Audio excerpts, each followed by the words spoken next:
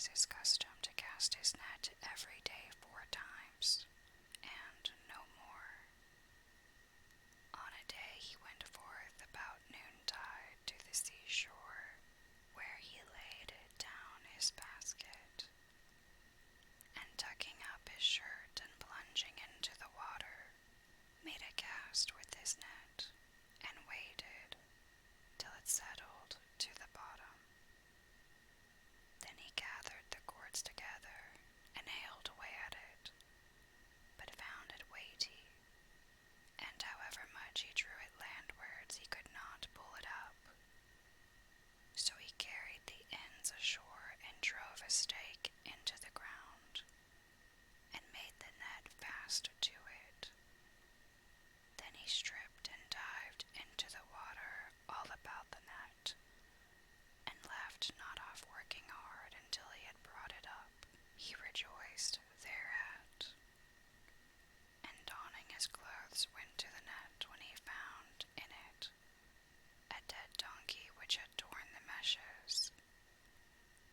Now when he saw it, he exclaimed in his grief, "There is no majesty, and there is no might, save in Allah the glorious, the great." Then quoth he, "This is a strange manner of daily bread," and he began reciting in extempore verse: "O toiler through the glooms of night, in peril and in pain, thy toiling stint for daily bread comes not by might and main. Seest thou not the fisher seek afloat upon the sea, his bread while glimmer stars of the night has set in tangled skein?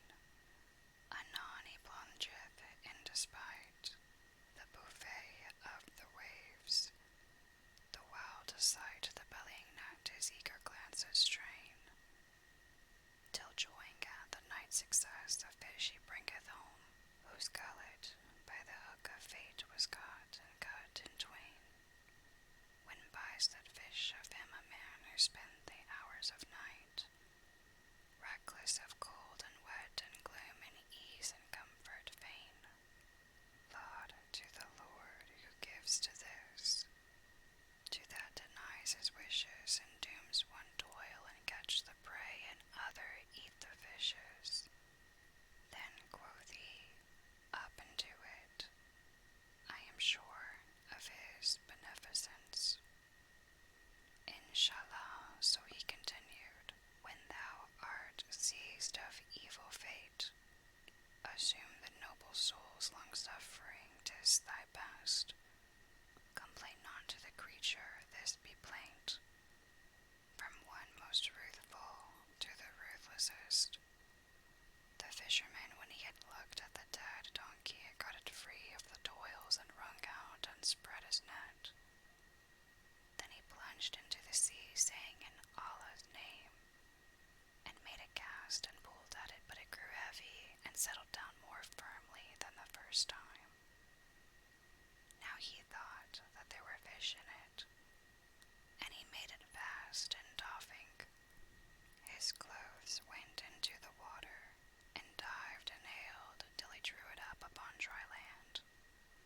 Then found he in it a large earthen pitcher, which was full of sand and mud. And seeing this, he was greatly troubled, and began repeating these verses: "Forbear,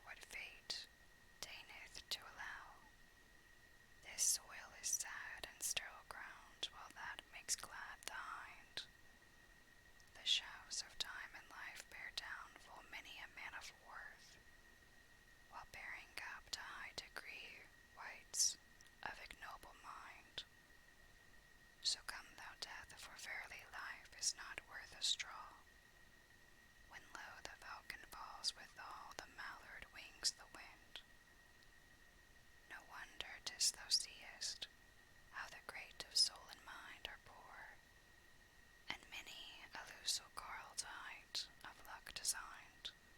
This bird shall overfly the world from east to furthest west, and that shall win her every wish, though nearer she leave the nest. Then raising his eyes heavenwards, he said, O my God, verily thou wottest that I cast not my net each day save 4 times. The third is done, and as yet thou hast vouchsafed me nothing.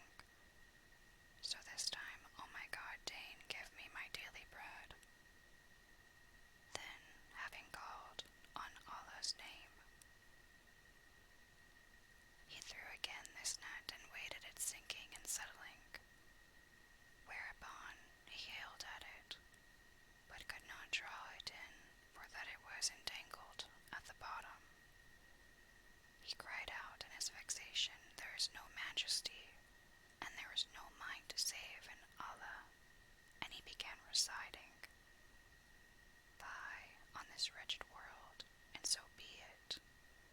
I must be whelmed by grief and misery, though gladsome be man's lot when dawns the morn, he drains the cup of woe ere eve he see. Yet was I of whom the world when asked, whose lot is happiest, of would say to see. Whereupon he stripped, and diving down to the net, busied himself with it till it came to land. Then he opened the meshes